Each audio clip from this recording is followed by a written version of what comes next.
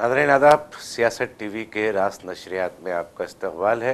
आलमी, कौमी, इलाक़ाई ताज़ा ख़बरों और नए मौज़ूआत के साथ मैं सैयद इस्माइल ज़बीउल्लाह आपकी खिदमत में दोबारा हाज़िर हूँ। नाज़रीन, शुरुआत करते हैं कर्नाटका से। कर्नाटका की एक अदालत ने रियासत कर्नाटका के होम मिनिस्टर प्रियांक खरगे को नोटिस जारी किया है, समन जारी किया है, उन्हें अदालत में पेश होने को कहा है। प्रियांक खरगे इन दिनों बहुत सुर्खियों में है। प्रियांक खरगे की सुर्खियों में रहने की वजह ये है कि जब से रियासत कर्नाटका के वो होम मिनिस्टर बने हैं तब से उन्होंने हिंदुत्व तंजीमों के ख़िलाफ़ शिकंजा कसना शुरू कर दिया है। आरएसएस से रास्त सवाल करने वाले हिंदुस्तान के पहले वज़ीर मैं समझता हूँ प्रियांक खरगे हैं, जिन्होंने आरएसएस से पूछा है कि आरएसएस की जो इंतज़ामी उमूर है वो किस तरह अंजाम दिए जाते हैं, फंडिंग का जो मामला है वो किस तरह आता है, और उसकी तमाम तफसीलात पेश करने को आरएसएस को एक मकतूब लिखा है प्रियांक खरगे ने। खैर, यहाँ पर जो समन जारी किया गया है प्रियांक खरगे के नाम पर, बेंगलुरु की एक अदालत ने जो समन जारी किया है वो अक्टूबर 2025 का एक मामला है। अक्टूबर 2025 में जब प्रियांक खरगे एक रियासती वज़ीर थे रियासत कर्नाटका में, तब उन्होंने हुकूमत से ये एक तहरीर करके हुकूमत से ये मतालबा किया था कि जितने भी सरकारी प्लेग्राउंड्स हैं रियासत भर में, कर्नाटका भर में जितने भी सरकारी प्लेग्राउंड्स हैं उसको इस्तेमाल करने की इजाज़त आरएसएस को ना दी जाए। वो मकतूब सोशल मीडिया हैंडल्स पर भी अपने पोस्ट किया था 2025 में। ये मामला है 2 अक्टूबर 2025 का, और 4 अक्टूबर को 2025 को प्रियांक खरगे ने रियासत कर्नाटका को ये मकतूब तहरीर किया था, और फिर वो सोशल मीडिया पर भी वायरल हुआ बड़ी तेज़ी से। प्रियांक खरगे के जो जितने भी सोशल मीडिया हैंडल्स हैं उस पर ये मकतूब जो है बड़ी तेज़ी के साथ वायरल हुआ था। उसी को लेकर आरएसएस के कारकुन हैं ए तेजस, उन्होंने अदालत में जो है एक पिटीशन दायर किया था, और उन्होंने अपने पिटीशन में ये कहा था कि जो है आरएसएस को बदनाम करने की, तंजीम के नाम को ख़राब करने की कोशिश प्रियांक खरगे ने की है। वो मकतूब जो है अपने सोशल मीडिया हैंडल्स पर पोस्ट करते हुए अब अदालत ने इस मामले पर मतलब अपनी कार्रवाई शुरू की है और एक समन जारी किया है होम मिनिस्टर प्रियांक खरगे, जो अब फ़िलहाल जो है होम मिनिस्टर है रियासत कर्नाटका के प्रियांक खरगे, और फिर कांग्रेस के यूथ लीडर जो है मोहम्मद नालपाड़, क्रिमिनल डिफेमेशन फौजदारी मुकदमा जो है हतक इज़्ज़त का फौजदारी मुकदमा के हवाले से ये 2 लोगों को बेंगलुरु की एक अदालत ने समन जारी किया। नाज़रीन, आपको बता दें, हाल ही में प्रियांक खरगे ने एक बयान दिया था। उन्होंने कहा था कि जिस तरह से मैं आरएसएस के ख़िलाफ़ में बात कर रहा हूँ, आरएसएस से सवाल कर रहा हूँ, आरएसएस को ये पूछ रहा हूँ कि किस तरह फंडिंग्स आपको आती हैं और उसका इस्तेमाल किस तरह होता है, आपकी ऑर्गेनाइजेशन किस तरह चलाई जाती है। और उन्होंने वाज़े किया था कि मैं ये सवाल इसलिए पूछ रहा हूँ कि कर्नाटका में, रियासत कर्नाटका में जब कभी भी आरएसएस की परेड होती है या फिर आरएसएस के कोई प्रोग्राम होते हैं तो उन्हें हुकूमत की जानिब से सिक्योरिटी फराहम की जाती है। इसी बुनियाद पर मैं सवाल पूछ रहा हूँ। इस तरह की बात प्रियांक खरगे ने की थी। अब देखिए, ये 2025 का मामला है। उस वक्त प्रियांक खरगे जो है एक वज़ीर थे, होम मिनिस्टर नहीं थे, रियासत के एक वज़ीर थे। उन्होंने मकतूब लिखा था। तो हालिया दिनों में प्रियांक खरगे ने ये कहा था कि जिस तरह की कार्रवाई मैं आरएसएस के ख़िलाफ़ कर रहा हूँ उस पर मुझ पर ईडी का रेड हो सकता है, सीबीआई का रेड हो सकता है, या फिर कोई दूसरी जो मरकज़ी एजेंसियाँ हैं उनकी वो एजेंसियों का रेड हो सकता है। मुझ पर फ़र्ज़ी मुक़दमात भी दायर किए जा सकते हैं, और एमपी जो अदालतें होती हैं वो अदालतों में जो है मुझे खींचने की, घसीटने की कोशिश भी की जा सकती है। मगर मैं ये अपनी जो जारहाना रवैया है हिंदुत्व ताकतों के ख़िलाफ़ में, मैं उससे दस्तबरदारी इख्तियार नहीं करूँगा।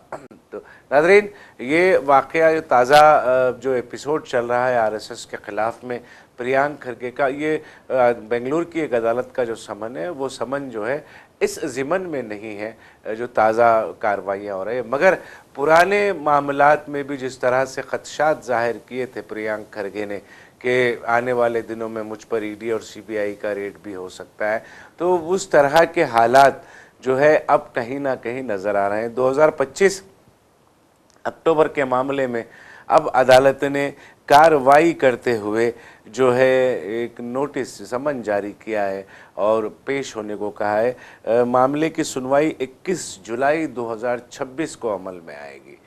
तो लगभग एक महीने से कम वक्फा है, एक महीने से कम वक्फे में इस पर जो है सुनवाई होगी और ये जो मामला है उसको 21 जुलाई को अदालत में पेश होने के लिए प्रियंक खरगे को कहा गया है अदालत की जानिब से। मगर एक अहम बात यहाँ पर ये ज़रूरी है हम अपने नाज़रीन को बताएं, जब कभी भी आरएसएस हो या किसी हिंदुत्व तंजीम के ख़िलाफ़ में अगर कोई वज़ीर जो है उठ खड़ा होता है, देखिए प्रियंक खरगे का ताल्लुक़ जिस समाज से है वो समाज में हमेशा उस समाज का इस्तेमाल होता रहा है।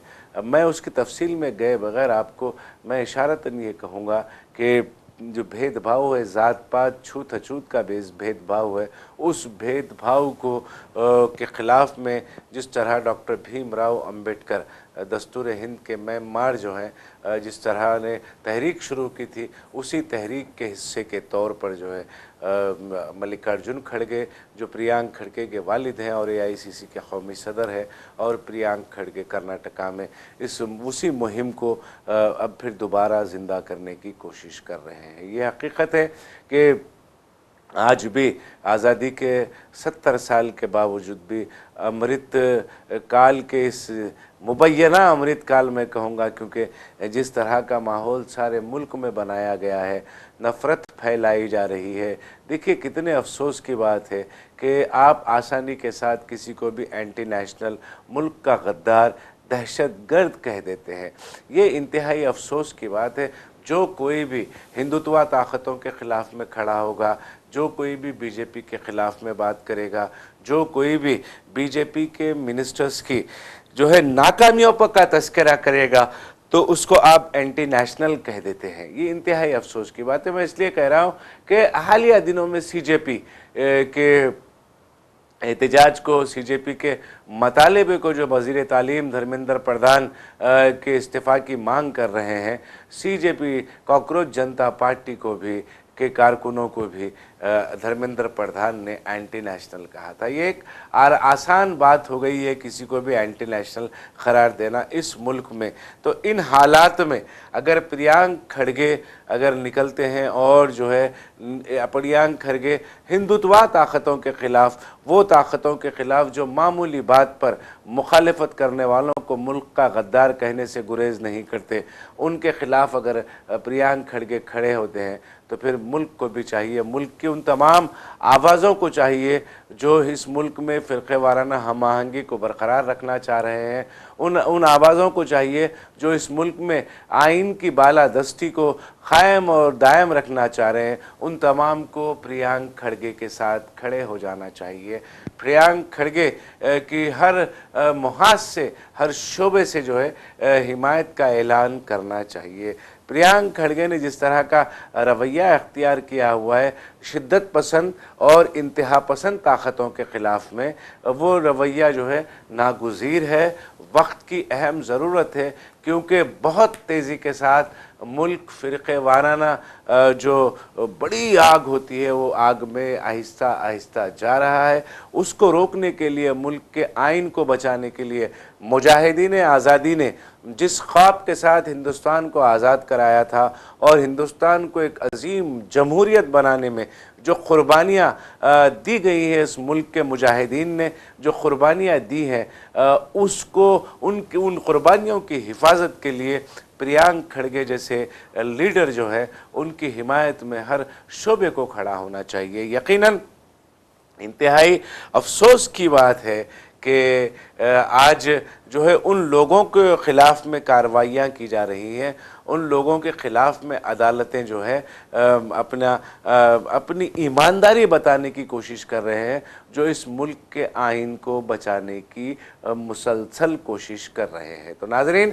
आपने देखा कि किस तरह 2025 अक्टूबर के एक मामले में अदालत, एक बेंगलुरु की एक अदालत ने जो है प्रियांक खड़गे के नाम समन जारी किया है, और समन के पीछे जो मकसद है, समन की वजह क्या है, वो भी एक इंतहाई दिलचस्प है। आरएसएस के एक कारकुन तेजस ने एक दरख्वास्त दायर की थी, पिटीशन दायर किया था, जिसमें तेजस का कहना था कि 2025 अक्टूबर 4 तक को प्रियांक खड़गे जब वज़ीर थे कर्नाटका के, तो उन्होंने मकतूब लिखकर कर्नाटका के तमाम सरकारी प्लेग्राउंड्स में आरएसएस के प्रोग्रामों पर इम्तना आयद करने की मांग की थी। इसी को लेकर ये कार्रवाई हुई थी और अदालत से रुजू हुए थे तेजस की पिटीशन पर, तेजस की दरख्वास्त पर अदालत ने अब समन जारी किया है प्रियांक खड़गे को और मोहम्मद नालपाड़ को, ये समन जारी किया है। उसके अलावा एडिशनल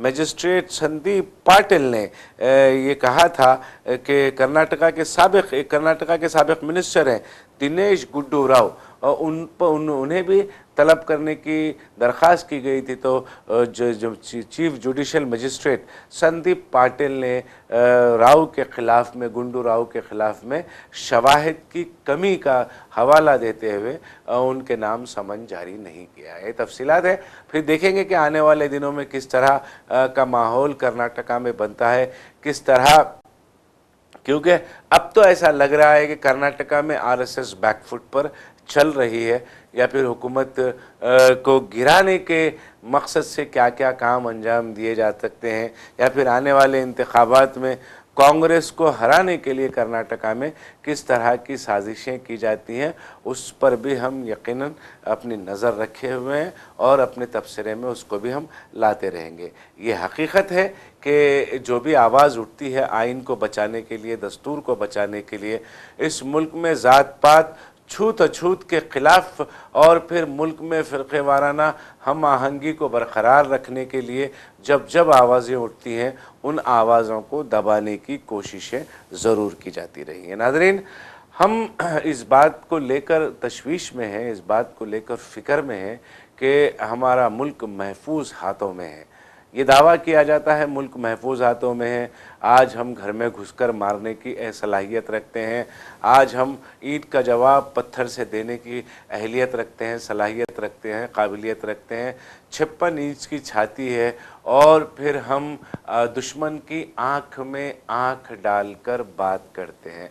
मगर ये तमाम चीज़ें उस वक्त हमें फिजूल लगती हैं और नारंगी अंडों का ये प्रोपोगंडा लगता है जब इस तरह की खबरें सामने आती हैं। अरुणाचल प्रदेश से ये खबर सामने आ रही है कि कबायली तबक़ात है अरुणाचल प्रदेश के, उन्होंने ये इल्ज़ाम लगाया है कि अरुणाचल प्रदेश की कबायली कम्युनिटी का ये दावा है कि चाइना ने जो है हमारी अराज़ियात पर कब्ज़ा कर लिया है और वहाँ पर सड़कें तामीर की जा रही हैं और मिलिट्री कैंप्स बनाए जा रहे हैं चाइना की जानिब से।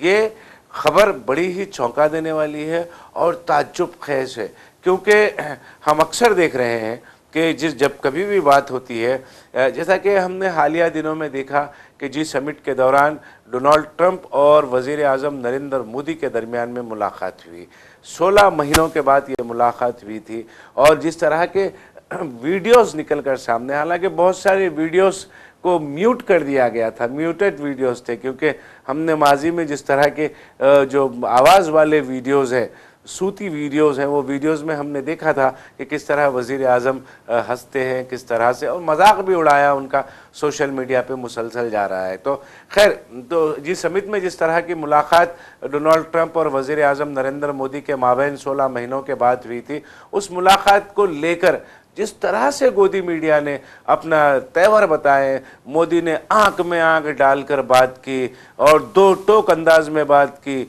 मोदी को देखकर ट्रंप उठकर खड़े होने पर मजबूर हो गए, हाथ मिलाने पर मजबूर हो गए। ये तमाम किस्म के दावे गोदी मीडिया की जानिब से किए जा रहे थे। जी समिट के दौरान जब मुलाकात हुई वज़ीर आज़म नरेंद्र मोदी और अमरीकी सदर डोनाल्ड ट्रंप के माबैन, ये तमाम दावे खोखले नजर आते हैं जब अरुणाचल प्रदेश की कबायली कम्युनिटी ये कहती है कि हमारे अराजियात पर, अरुणाचल प्रदेश की ज़मीन सरजमीन हिंदुस्तान पर चाइना ने अपने मिलिट्री कैंप्स बनाए हैं और सड़कें तामीर किए हैं।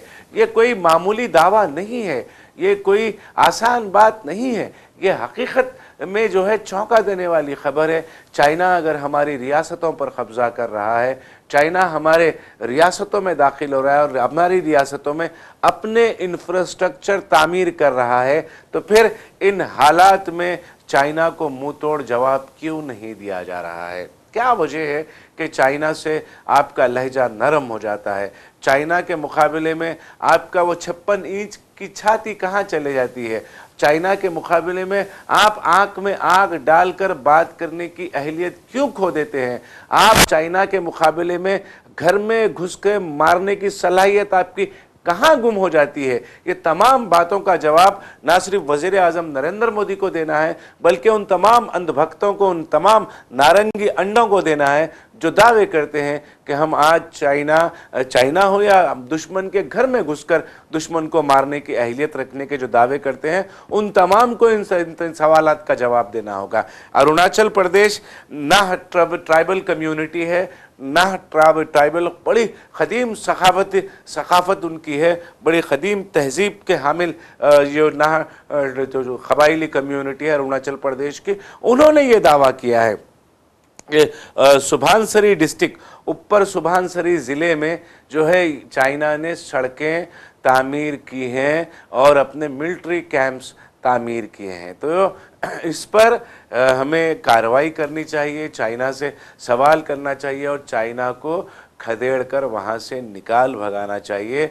अरुणाचल प्रदेश हमारे मुल्क का अटूट हिस्सा है। अरुणाचल प्रदेश जिस तरह हम कश्मीर के बगैर नहीं रह सकते, कश्मीर की एक ईंट ज़मीन किसी के हवाले हम नहीं कर सकते, उसी तरह अरुणाचल प्रदेश की एक इंच ज़मीन भी हम किसी के हवाले नहीं कर सकते। इससे कबल भी आपको याद होगा बीजिंग में एक हिंदुस्तानी जो है शहरी को रोक लिया गया था क्योंकि उनका पासपोर्ट जो है वो अरुणाचल प्रदेश की रहने वाली खातून थी और उनका पासपोर्ट पर रियासत अरुणाचल प्रदेश, कौमियत हिंदुस्तान लिखा हुआ था। तो फिर चाइना ने बीजिंग के एयरपोर्ट पर उस खातून को रोक लिया और रोक कर जो है उनसे कहा कि अरुणाचल प्रदेश जो है वो चाइना का हिस्सा है। चीन में बीजिंग एयरपोर्ट पर बीजिंग एयरपोर्ट के अथॉरिटीज़ ने ये दावा किया था और ख़ातून को तहवील में लेने की कोशिश की थी। फिर सिफारती मदाखलत के बाद जो है ख़ातून को अपना सफ़र जारी रखने का मौका मिला। तो इस तरह के हालात चाइना और हिंदुस्तान के माबैन कशीदगी कहीं ना कहीं बड़ी खामोशी के साथ तेज़ हो रही है। और अफसोस की बात यह है कि गलवान का वाक़या हुआ, गलवान का वाक़या तो मैं समझता हूँ कि हिंदुस्तान की तारीख़ का सबसे दर्दनाक वाक़या है। गलवान में जो हमारे बहादुर फ़ौजियों को शहीद करके उनके सरों को काट कर उनके सरों को भेजा गया था, तो वो हम कभी फरामोश नहीं कर सकते। चाइना हो या फिर पाकिस्तान हो या फिर बांग्लादेश हो, ये हमारे बदतरीन दुश्मन हैं। हमारी सरहदों से लगे हुए जितनी भी ममालिक हैं जो हमसे दोस्ताना ताल्लुक़ात में हैं, वो हमारे लिए हमदर्द हैं, हमारे दोस्त हैं। और जो हमारे मुल्क में दहशतगर्द हमले कराते हैं, हमारे अराज़ियात पर कब्ज़े करते हैं, हमारे मुल्क में दरअंदाज़ी करते हैं, वो तमाम के तमाम हमारे बदतरीन दुश्मन हैं। ये तसव्वुर किया जाना चाहिए। अगर सरहद पार से होने वाली दहशतगर्दी को मज़हब के नाम पर प्रोपोगंडे के तौर पर इस्तेमाल करके अपनी सियासी रोटियां सेकने का काम अगर किया जा रहा है, तो इस मुल्क के साथ उसको भी हम गद्दारी कहेंगे। क्योंकि दहशतगर्दी चाहे वो पाकिस्तान की हो, चाहे वो बांग्लादेश की हो, चाहे वो चाइना की हो, तमाम दहशतगर्दी हमारे लिए, मुल्क के लिए ख़तरा है और उसको एक ही ज़ुमरे में हमें खड़ा करना चाहिए, एक ही कैटेगरी मुकर्रर की जानी चाहिए, चाहे वो बांग्लादेश की दहशतगर्दी हो, चाहे वो पाकिस्तान की बांग्ला दहशतगर्दी हो, या फिर चाहे वो चाइना की दहशतगर्दी हो। ये तमाम हमारे लिए एक ही तरह के दुश्मन हैं, ये तीनों भी हमारे दुश्मन, हम इनको तसव्वुर करेंगे। क्योंकि अक्सर हम देखते हैं कि पाकिस्तान की जानिब से दहशतगर्द जो एक गिरोह आते हैं, हमारे मुल्क में धमाके करते हैं, हमारे मुल्क में तबाही मचाते हैं, हमारे जवानों की जान लेते हैं। बांग्लादेश की अगर हम बात करेंगे तो दरानंदाजी के ज़रिए जो बांग्लादेश भी जो है हमारे मुल्क में दहशत फैला रहा है।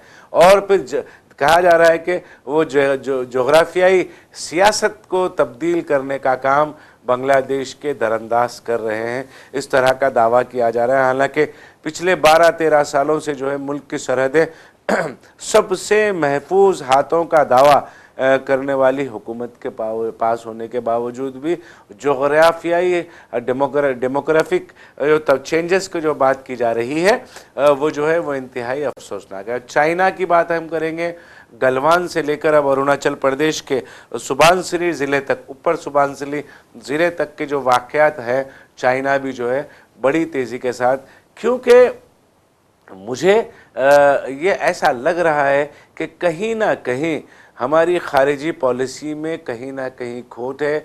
हम जो है चाइना का डटकर मुकाबला करने से कहीं ना कहीं डर रहे हैं या घबरा रहे हैं, क्योंकि अगर डरने और घबराने की बात नहीं होती, मैं नहीं इसलिए कह रहा हूँ डर और घबरा रहे हैं क्योंकि गलवान का वाक़या हुआ, आपने कोई जवाब नहीं दिया, और फिर गलवान वादी में जो है इंफ्रास्ट्रक्चरों की तामीर जो कि धड़ल्ले के साथ जिस तरह से चाइना ने की थी, उस पर आप खामोश रहे।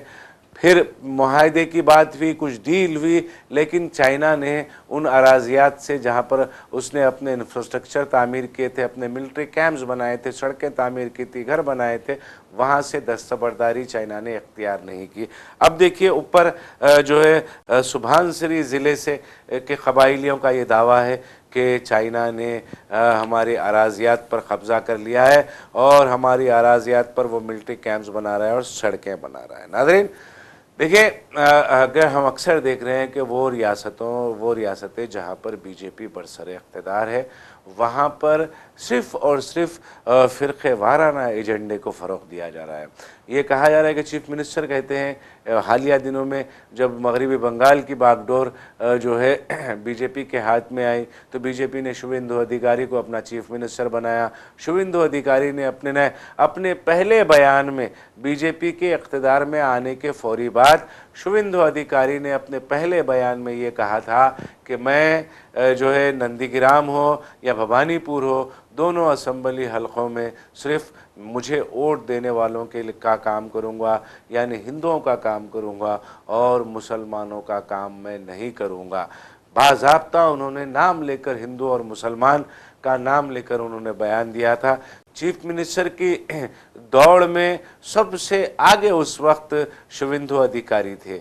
ऐसा लग रहा था कि शुवेंदु अधिकारी जो है योगी आदित्यनाथ का भी रिकॉर्ड तोड़ देंगे चीफ मिनिस्टर बनने के बाद। इस तरह के तासुरात बीजेपी हाईकमान को उन्होंने देने की कोशिश की थी और बयानात दिए थे। देखिए, हम देख रहे हैं कि कहीं ना कहीं हुकूमतें जहां पर फ़िरक़े वारियत की बुनियाद पर हुकूमतें करती हैं, अपनी गवर्नेंस जो है चलाती हैं फ़िरक़े वारियत की बुनियाद पर, वहाँ पर जो है इंतज़ामिया कमज़ोर हो जाता है। शहरी इंतज़ामिया हो या फिर देही इंतज़ामिया हो या रियासती इंतज़ामिया हो, जो उमूर अंजाम, तरक्याती उमूर अंजाम दिए जाने होते हैं, वहाँ उसमें कहीं ना कहीं गफलत, कोताही बरतनी शुरू हो जाती है।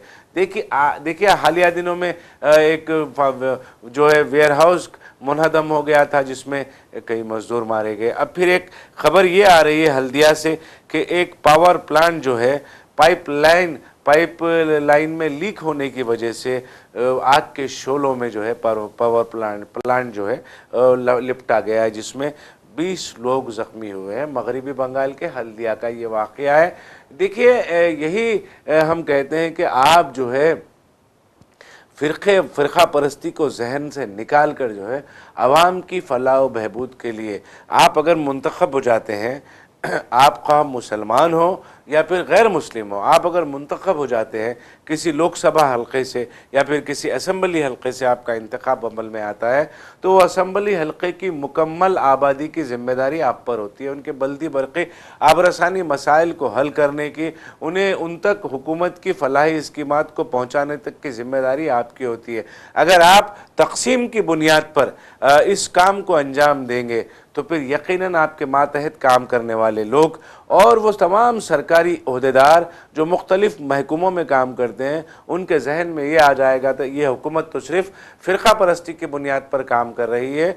जो रियायती तहफ़्फ़ुज़ात का मामला हो या फिर हुकूमत की सब्सिडी स्कीम हो, इससे हुकूमत को कुछ लेना देना नहीं है। आवाम की फ़लाह व बहबूद के लिए ये हुकूमत नहीं आई है। इस तरह का तासुर ओहदेदारों में जाता है और वो तासुर जो है इस तरह के वाक़यात जो गफलत की बुनियाद पर पेश आते हैं और इस तरह के वाक़यात रोनुमा होने का सबब बनता है। और एक वाक़या जो है यहाँ पर पेश आया है कि यमुना एक्सप्रेस पर, उत्तर प्रदेश के यमुना एक्सप्रेस पर जो है एक वाक़या, बस की लारी से टक्कर हो गई है जिसकी वजह से 4 मुसाफिरीन की मौत और 19 ज़ख्मी हुए हैं। एक डबल डेकर बस थी यमुना एक्सप्रेस वे मथुरा के यमुना एक्सप्रेस वे पर यह हादसा पेश आया और इंतहाई हौलनाक हादसा था। एक बस और एक डबल डेकर, जो वॉल्वो जो आजकल आई है डबल डेकर ही हो रही है, वो इनसाइड अंदरूनी हिस्से में 2 परतें उसकी होती हैं, तो वो बस जो है टकरा गई लारी से, जिसमें 4 मुसाफिरीन की मौके पर मौत हो गई और 19 लोग शदीद तौर पर ज़ख्मी हुए हैं। ये इंतहाई अफसोसनाक वाक़या है। 30 जून आज ही की सुबह में जो है ये वाक़या पेश आया। मुझे इशारा मिल गया अपनी बात को ख़त्म करने का। 2-3 अहम ख़बरें हैं जिस पर सरसरी तस्करा करते हुए मैं अपनी बात को ख़त्म कर लूँगा। एक ख़बर ये है कि कर्नाटका हुकूमत ने एक बेहतरीन इक़दाम के ज़रिए मुस्तक़ल रिहायशी सनद certificate, permanent residence certificate SIR के लिए जारी किया है और DK शिव कुमार की हुकूमत का ये बड़ा कारनामा इसको हम समझेंगे। अपने कर्नाटका के लोगों के जो हक़ राय दही है उसके तहफ़्फ़ुज़ को जहन में रखते हुए इस काम को अंजाम दिया गया है। कर्नाटका हुकूमत ने एक परमानेंट रेसिडेंस सर्टिफिकेट SIR के लिए इशू किया है। और फिर दूसरी अहम खबर तेलंगाना से ये है कि तेलंगाना हाई कोर्ट ने chief election commissioner, election commission of India दोनों से ये कहा है कि वो मुकाम, वो इलाके, वो मोहल्ले, वो असम्बली हल्क़ेजात या फिर वो लोकसभा पार्लियामेंट के मुकामात जो तेलंगाना के हैं जहाँ पर बड़ी आबादी उर्दू बोलने वालों की है, और जुमला कितना अच्छा इस्तेमाल किया है अदालत ने। तेलंगाना हाई कोर्ट को सलाम है कि मुसलमानों ने नहीं कहा, उर्दू बोलने वाले अगर लोगों की आबादी वहाँ पर ज़्यादा है तो फिर वहाँ पर उर्दू इनुमरेशन फॉर्म्स की तक़सीम की जाए। एक बेहतरीन इक़दाम है, ये ऑर्डर दिया है, हिदायत दी है इलेक्शन कमीशन ऑफ इंडिया को। और एक ख़बर ये है कि अयोध्या में कांग्रेस जो है, कांग्रेस की जो टीम है आज राम मंदिर का जाने वाली थी। वहाँ पर भगवान राम का वो दर्शन करेंगे, पूजा करने के इरादे से जाने की कोशिश कर रहे थे, मगर कल रात से ही अजय राय जो यूपी कांग्रेस के सरबराह हैं, उन्हें और कांग्रेस के दीगर अहम कायदीन को जो है होटल में और अजय राय को उनके घर में जो है नज़रबंद कर दिया गया है। कोशिशें की जा रही थी, पहले से इत्तला थी कि कांग्रेस के कायदीन मंगल 30 जून के रोज़ जो है राम मंदिर दर्शन के लिए जाएंगे। और एक ख़बर ये है कि अमेरिका और ईरान के माबैन जो है वो जो हमले और जवाबी हमलों का जो सिलसिला चल रहा था उस पर रोक लग गया है और दोनों फ़रीक़ैन ने अगली बातचीत के लिए जो पेशरफ्त है उस पर तो नाराज़गी या फिर अब या करेंगे, ये कहेंगे कि गैर रज़ामंदी का इजहार किया है, मतलब नाराज़गी का इजहार दोनों ने किया है। तो नाज़रीन, अब वक्त हो चला है सियासत TV के दीगर प्रोग्रामों से आप जुड़े रहें। हमारा ये प्रोग्राम आपको कैसा लगा आप ज़रूर अपनी राय कमेंट बॉक्स में अरसाल करें और सियासत TV की सारी टीम को अब दें इजाज़त। खुदा हाफिज़।